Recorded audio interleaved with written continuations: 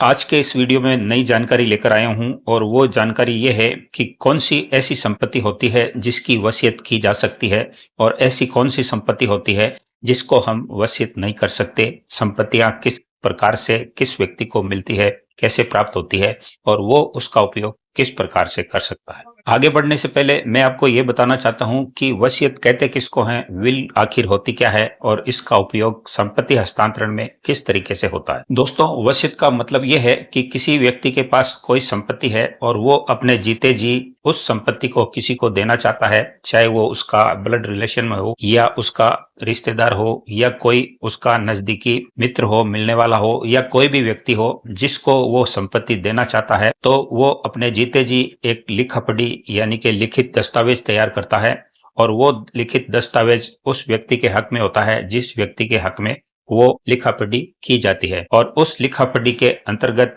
वो संपत्ति उस व्यक्ति को प्राप्त हो जाती है। लेकिन ये सब होता है जिस व्यक्ति ने उस वसीयत को निष्पादित किया है उसके मरणोपरांत, यानी कि किसी व्यक्ति ने कोई संपत्ति किसी को लिख कर दी है तो उस व्यक्ति के मरने के बाद वो संपत्ति उस व्यक्ति को हासिल हो जाती है। इस प्रक्रिया को विल वसीयत कहा जाता है। विल और वसीयत के बारे में दोस्तों मेरे YouTube चैनल पर कई तरह के वीडियोस बने हुए हैं, उसके बारे में आप तमाम विस्तृत जानकारी वहां से प्राप्त कर सकते हैं कि विल को कैसे बनाया जाता है, किस प्रकार से निष्पादित किया जाता है,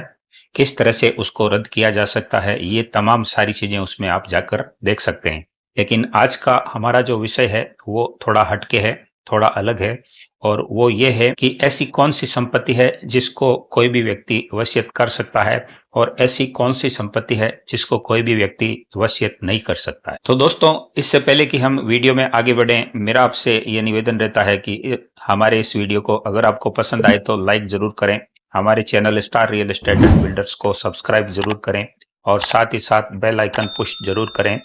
ताकि इसी तरह की आने वाली तमाम वीडियो आपको आगे भी देखने को मिल सके। दोस्तों, हम अथक प्रयासों से कई लॉयर्स के पैनल से सारी चीजें समझकर फिर आपके लिए बड़ी मेहनत से वीडियो लेकर आते हैं और 22 वर्षों के गहन अनुभव के आधार पर हम आपके लिए वीडियो लाकर परोसते हैं। तो दोस्तों, लाइक और सब्सक्राइब जरूर करें। तो चलिए वीडियो को आगे बढ़ाते हैं। तो इस वीडियो में हम आपको ये बताएंगे कि वो कौन सी संपत्ति है जिसकी विल या वसीयत की जा सकती है और वो कौन सी संपत्ति है जिसकी विल आप नहीं कर सकते हैं, यानी कि उसकी वसीयत आप नहीं बना सकते। आगे बढ़ने से पहले हम इसमें यह समझेंगे कि स्व अर्जित संपत्ति क्या होती है और क्या स्व अर्जित संपत्ति को कोई भी व्यक्ति विल या वसीयत कर सकता है। तो स्व अर्जित संपत्ति वो होती है जो कोई भी व्यक्ति अपने जीवन काल में अपने कमाए पैसों से उस संपत्ति को खरीदता है, अर्जित करता है और उसको प्राप्त करके भोगता है। ऐसी संपत्ति स्व अर्जित कमाई से प्राप्त संपत्ति कहलाती है और ऐसी किसी भी संपत्ति को कोई भी व्यक्ति किसी भी व्यक्ति के नाम से विल या वसीयत कर सकता है। और ये स्व अर्जित संपत्ति कुछ भी हो सकती है, कोई प्लॉट हो सकता है, खेत की जमीन हो सकती है, कोई मकान हो सकता है, कोई फ्लैट हो सकता है, कोई दुकान हो सकती है या कोई कमर्शियल बिल्डिंग हो सकती है। तमाम सारी संपत्ति जो अपने पैसे से स्व अर्जित कमाई से किसी व्यक्ति ने खरीदी है तो वो उस संपत्ति को किसी को भी वसीयत कर सकता है। अब इसके बाद जो संपत्ति आती है वो आती है पैतृक संपत्ति। पैतृक संपत्ति को हम आसान भाषा में इस तरह से समझ सकते हैं कि पुश्तैनी जो संपत्ति होती है जो किसी भी व्यक्ति को उसके पुरखों के द्वारा मिलती है, यानी कि परदादा से दादा को मिलती है, दादा से पिता को मिलती है और पिता के बाद उसके भाइयों में बंटवारा होकर किसी लड़के को मिलती है। तो इस प्रकार से जो संपत्ति किसी को भी हासिल होती है वो पुश्तैनी प्रॉपर्टी कहलाती है। अब सवाल ये आता है कि पुश्तैनी या पैतृक संपत्ति में उस व्यक्ति को किस प्रकार से कितना अधिकार उस संपत्ति को वसीयत करने का मिलता है। तो इसमें हमको ये समझना जरूरी है कि पैतृक संपत्ति या पुश्तैनी संपत्ति जो भी होती है उसमें उस व्यक्ति को सभी हिस्सों का या सभी भाग का वसीयत करने का अधिकार नहीं रहता है। वो व्यक्ति सिर्फ उतने हिस्से की वसीयत कर सकता है जितनी की संपत्ति उसको उसके हिस्से में प्राप्त हुई है। कहने का मतलब यह है कि मान लीजिए किसी परदादा की प्रॉपर्टी पहले दादा को मिली, दादा के बाद उसके बेटे को मिली और बेटों के बाद उसके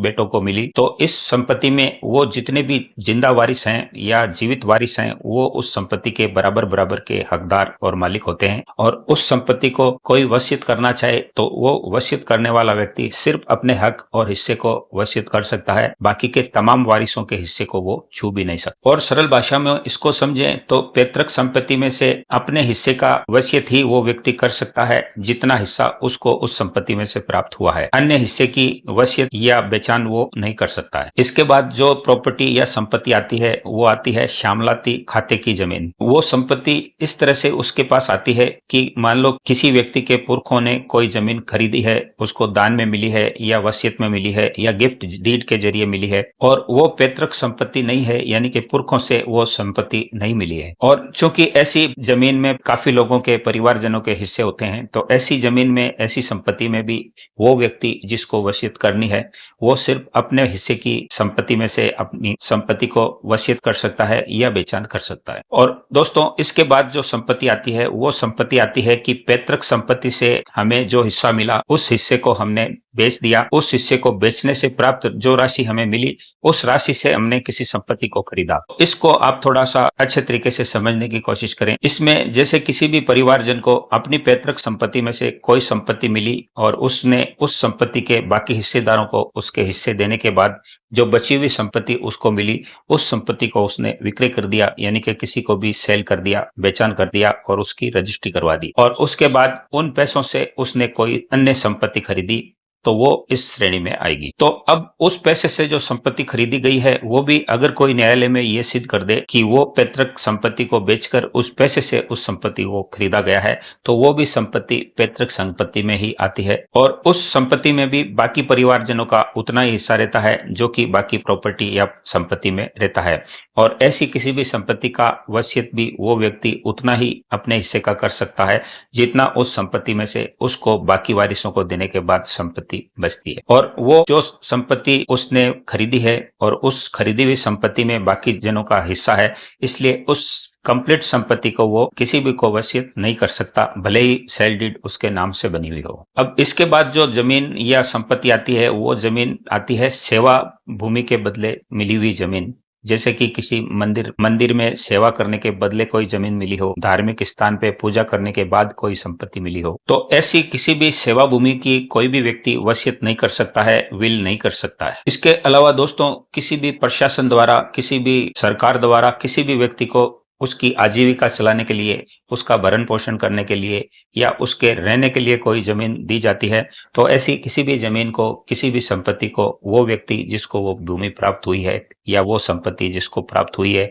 या वो व्यक्ति जो उस संपत्ति को उपभोग कर रहा है, वो उस संपत्ति को किसी को भी वसीयत नहीं कर सकता है। तो यहाँ तक ये बात क्लियर हो गई होगी कि कौन सी संपत्ति को कोई भी व्यक्ति वसीयत कर सकता है और कौन सी संपत्ति को कोई भी व्यक्ति वसीयत नहीं कर सकता है। वसीयत के बारे में अगर आपको और ज्यादा जानकारी चाहिए तो मेरे चैनल पर दोस्तों कई तरह के ऐसे वीडियोज हैं जिसमें वसीयत के बारे में संपूर्ण जानकारी दी गई है, तो वहां आप मेरे चैनल पर जाकर उन वीडियोज को देख सकते हैं। उन वीडियोज की लिंक मैं डिस्क्रिप्शन में भी दे दूंगा ताकि वहां से आप जाकर उन वीडियोज को आसानी से देख सकें। इसके अलावा दोस्तों, कोई आपका सवाल या क्वेश्चन हो तो डिस्क्रिप्शन में मेरे कॉन्टेक्ट नंबर दिए गए हैं, उन कॉन्टेक्ट नंबर पर आप अपना व्हाट्सएप के जरिए सवाल छोड़ सकते हैं और हमारी टीम द्वारा आपसे जल्दी ही संपर्क करके आपके सवाल का जवाब तुरंत दिया जाएगा। इसके अलावा मेरा आपसे यह भी निवेदन है कि बिना जानकारी और बिना तथ्यों के आधार पर ऐसे किसी भी कमेंट्स को करने से बचें जो कि सही नहीं हो। अच्छे कमेंट्स का स्वागत है और मैं उम्मीद करता हूं कि आपको यह वीडियो अच्छी लगी होगी। वीडियो अच्छी लगी है तो इसको झट से एक लाइक कर दीजिए, हमारे चैनल को सब्सक्राइब करके बेल आइकन भी जरूर दबाइए। हम आपसे मिलेंगे नए कंटेंट और नए वीडियो के साथ। तब तक के लिए नमस्कार, जय हिंद,